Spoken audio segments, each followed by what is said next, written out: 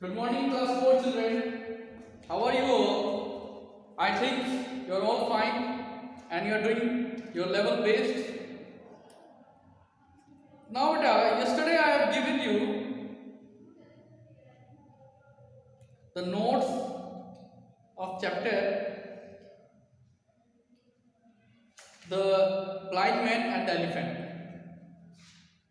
and I have completed the chapter Love with Limericks. Now we'll do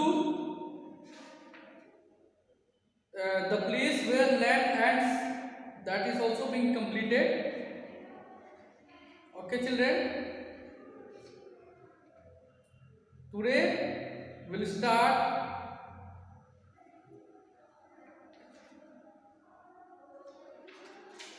chapter 11, Charan, Old Amma and the Aliens. Charan, Old Amma and the Aliens.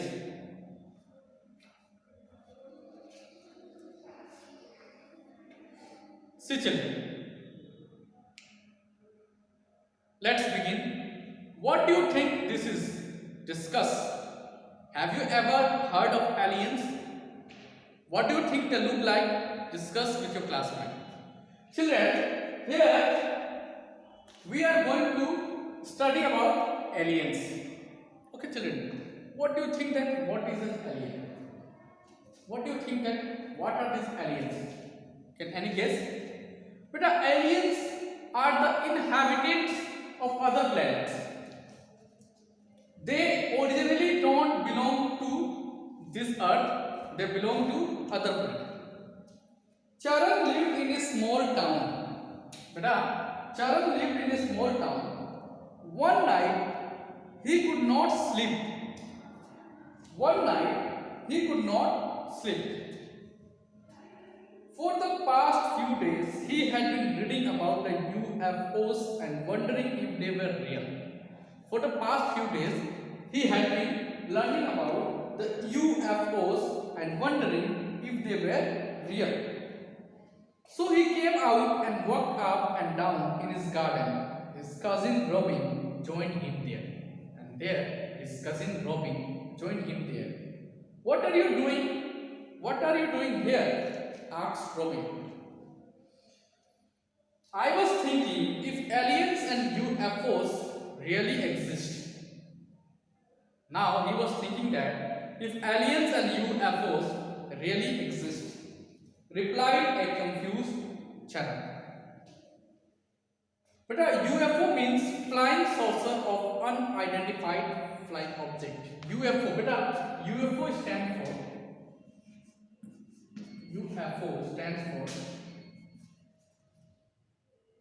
unidentified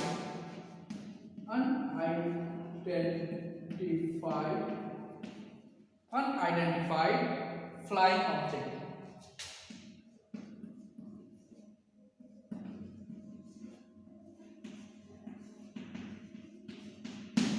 Unidentified flying object. This is the full form of UFO and wondering if they were real. So he came out and walked up and down in his garden. His cousin Robin joined him there. What are you doing here? Asked Robin. I was thinking if aliens and UFOs really exist. And he said that, I think if aliens and UFOs really exist, replied a confused Charan. He continued, look at the sky, so many twinkling stars, maybe one of them is a UFO. And he said, look at the sky, twinkling, maybe the UFO might be one of them. Not again, don't start a UFO, an alien thing again.